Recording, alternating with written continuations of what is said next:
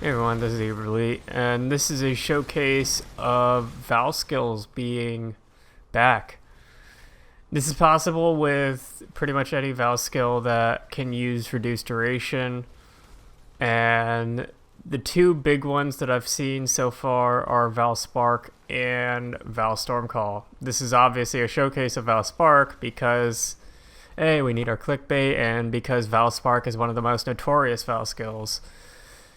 Vaal Spark is actually quite good with this setup and has the reduced duration jewels, which is kind of required for this, as in 3.4 sources of increases and reductions to duration on skills actually affects the soul game prevention on the skill, which is how long you have to wait after using a skill in order to start gaining souls again.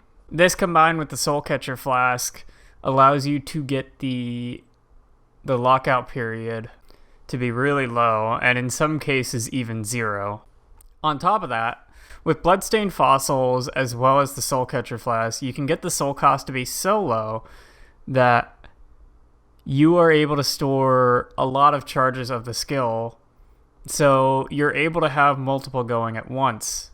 As you can see here, I have anywhere from 4 to 5 charges of Vaal Spark available at once because I'm simply lowering the soul cost while not lowering the maximum amount of souls that I can have at one time.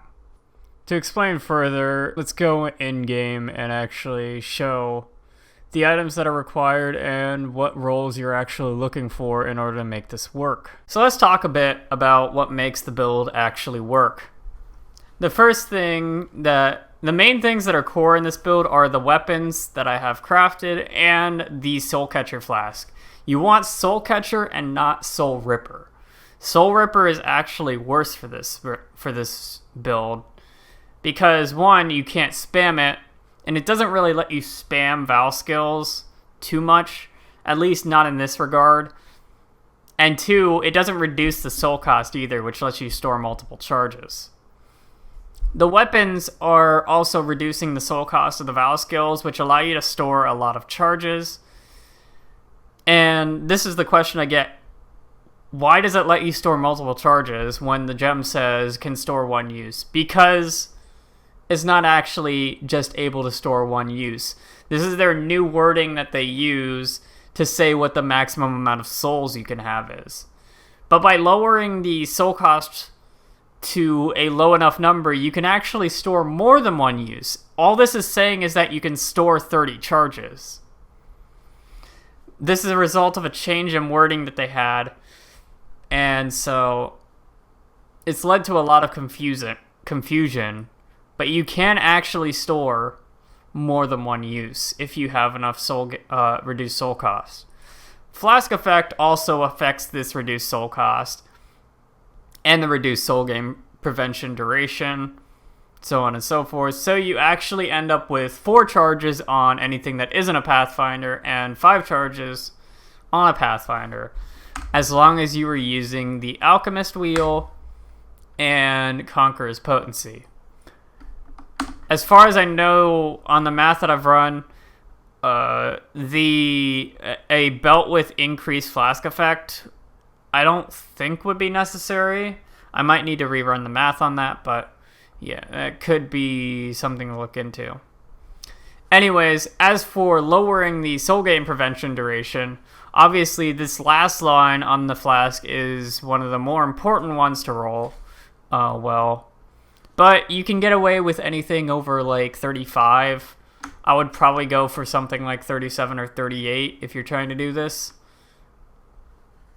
But this roll is quite important towards the build because it means you can start gaining back souls while you're still using the skill.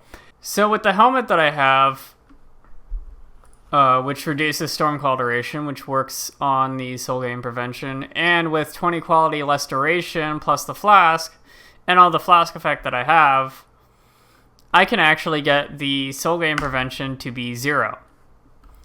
Awkward cut because I accidentally forgot that I did not have the Conqueror's Potency jewel in.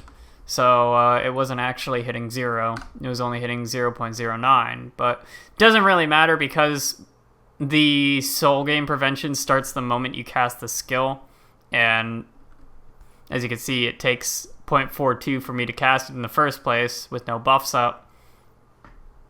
So it doesn't really matter. The reason this works with Spark, though, is because the Spark Jewels actually have reduced Spark duration, which also works on the soul gain prevention. So you'll see if I actually have the jewels socketed in the right places so that I get reduced spark duration, I can actually also get Vaal Spark to be 0 soul gain prevention without using the less duration gem. Obviously, on an Inquisitor, it's going to be a little bit higher. It's going to be something like 0.4, depending on the role.